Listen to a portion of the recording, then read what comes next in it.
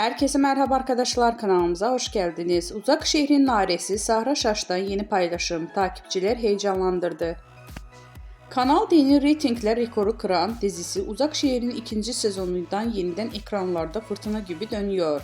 Başrollerinde Ozan Akbaba ve Sinem Ünsal'ın yer aldığı dizinin yeni sezon bölümü izleyicilerinden tam not alırken sosyal medyada da gündem oldu.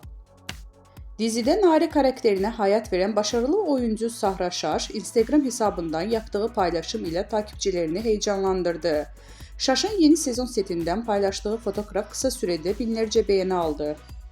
Ayna yapım imzası taşıyan Uzak Şehir, yeni sezonun yeni bölümleriyle rekor kırmaya devam ediyor. Dizi hem reytinglerde zirveye yerleşti hem de sosyal medyada en çok konuşulan yapımlar arasına girdi.